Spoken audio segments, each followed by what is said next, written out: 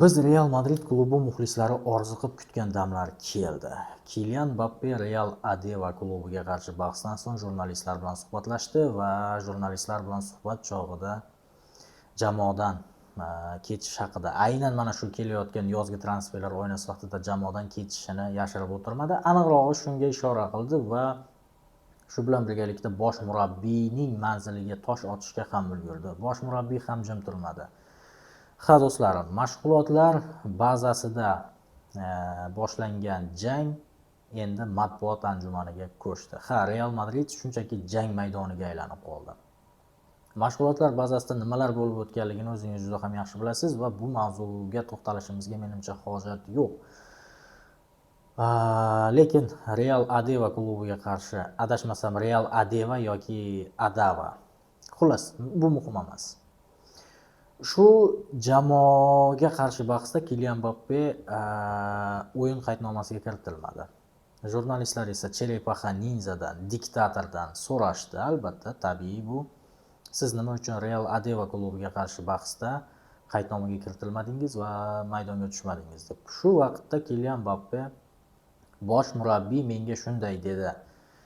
Ya'ni jamoada 4 ta hujumchi bo'lsa, sen eng oxirgi darajadagi hujumchisan. Shuning uchun senga bu bahsda navbat tegmaydi. Hattoki zaxira o'rindig'ida ham senga joy yo'q deya aytdi degan.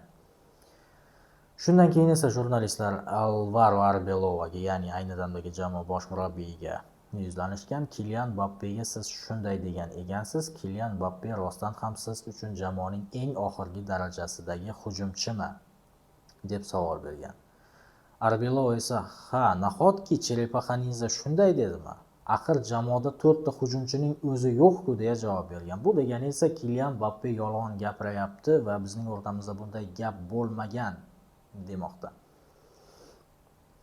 Ushbu intervyu chog'ida nafaqat ikkala taraf bir-biriga hujum qildi, toshlar otishdi va Kylian Mbappe, eng asosiysi Kylian Mbappe ushbu intervyu chog'ida yozgi transferlar oynasi vaqtida jamoani tark etishiga ishora qildi.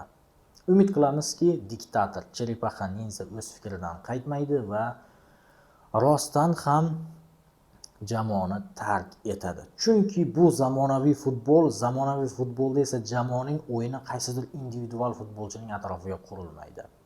Bu zamonaviy futbolda jamoaviy va tajovuzkor futbol kerak. Butun jamoa bir mexanizm bo'lib harakat qilish kerak. Do'stlarim, individual futbol va individual mahoratlarning davri o'tdi. U davr endi ishlamaydi. Bir paytlar Messiga, Ronaldoga, Paris Saint-Germainda hattoki Kylian Mbappega bir futbolchiga o'ynashgan. Lekin hozirgi bizning zamondagi futbolda bu narsa ishlamaydi. Faqatgina butun jamoa bir mexanizm bo'lib ishlasa va tajovuzkor futbol namoyish etsagina. Bu narsani Paris Saint-Germain klubida Luis Enrique yana bir bor isbotlab berdi. Hattoki Bavariya klubi ham, e'tibor bering, Bavariya klubi ham barcha o'yinlarini Harry Kane'ning atrofiga qurayotgani yo'q. Harry Kane albatta muhim rollarni bajarmoqda, lekin butun jamoa unga o'ynagani yo'q. Bavariya bir jamoa bo'lib, butun boshli mexanizm bo'lib o'ynamoqda. Eski uslubdan voz kecha olmayotgan Barselona esa Lamine Yamal atrofiga bu o'yinni qurishga harakat qilib ko'rdi, lekin oqibatda nima bo'layotganligini o'zingiz ko'rib turibsiz. Ular La Ligani chempioni bo'lishdi. Savol yo'q. Ular La Ligani ketma-ket ikkinchi marotaba qo'lga kiritishdi, lekin Yevrokuboklarda bu narsa ishlamaydi. Chunki Yevrokuboklarda siz o'yinni qaysi futbolchiga qurayotgan bo'lsangiz, o'sha futbolchingiz qaysidir jamoa tarafidan zararsizlantiriladi. Menga ishonavering. Siz qaysidir futbolchiga ishonch bildirib, himoyadan to hujumgacha bo'ladigan harakatlarni aynan mana shu futbolchiga bog'layapsizmi va unga o'ynayapsizmi? Aynan o'sha futbolchingiz qaysidir jamoa tomonidan zararsizlantiriladi va siz qaysidir bosqichda to'xtatilasiz.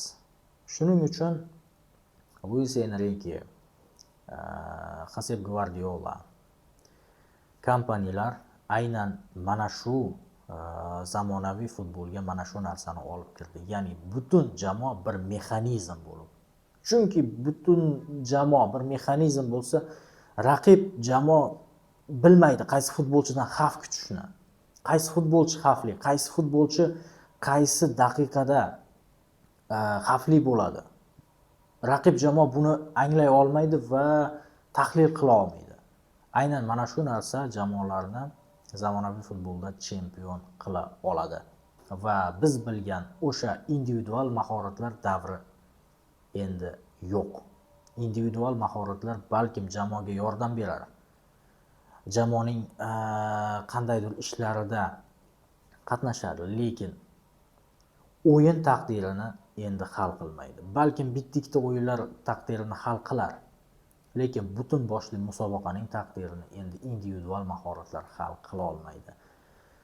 Va shu sababdan Kylian Mbappening jamoada bo'lmasligi bu yaxshi. Vinicius Junior ketsa ham mayli. Jamoada bir xil darajadagi futbolchilar bir mexanizm bo'lib sovrinlarga erisha oladi. Qaysidir futbolchi men qolganlardan ustunman deb o'zining falsafasini o'tkazadigan bo'lsa, ko'rib turibsiz oqibatda nimalar bo'lishini.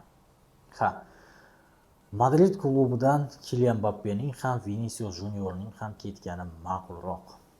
Lekin Vinicius Junior aftidan ketadiganga o'xshamaydi. Lekin Cheripaxa Ninja diktator, eng asosiy dushman, Madrid klubining ayni damdagi eng asosiy dushmani mana shu shaxs bo'ladi. Hattoki uning ketishi haqida 20 milliondan ortiqroq futbol muxlislari imzo ham chekdilar. Ya'ni ovoz to'pladilar. Rus tilida aytganda petitsiya to'plashdi va ushbu so'rovnomada 20 milliondan ortiq futbol muxlisi Kylian Mbappeni jamoadan ketishini xohlagan. Bu esa tabiiy. Chunki zamonaviy futbolda hozirgina ta'kidlab o'tganimdek, diktatorlar hech narsaga erisha olmaydilar. Jose Mourinho yangi mavsumdan jamoaga keladi do'stlar va Jose Mourinho kiyim almashtirish xonasidagi holatni yana eski holatiga qaytaradi degan umiddamiz. Albatta, Jose Mourinhoning futbol uslubi eskirgan, uning qarshi hujumi o'tmishda qolib ketdi.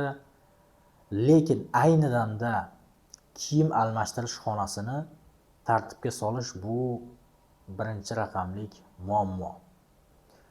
O'yin uslubi keyin qurilaveradi. Lekin hozirgi vaqtda aynan mana shu narsani yo'lga qo'yish uchun Florentino Perez Jose Mourinhoni olib kelyapti. Jose Mourinho keladi, kiyim almashtirish xonasida tartib o'rnatadi, Viniciusga joyini ko'rsatadi, u kimligini uqtiradi, Kylian Mbappega esa chiqish eshiklarini ko'rsatadi, qolgan futbolchilarni ham kim ekanligini uqtirib qo'yadi. Kiyim almashtirish xonasidagi tartib va intizom eng asosiysi hozirgi kundagi. Umid qilamizki, Kylian Mbappe yaxshi bor va sen bilan yangi mavsumda umuman ko'rishmaymiz. Aytgancha yana bir gap.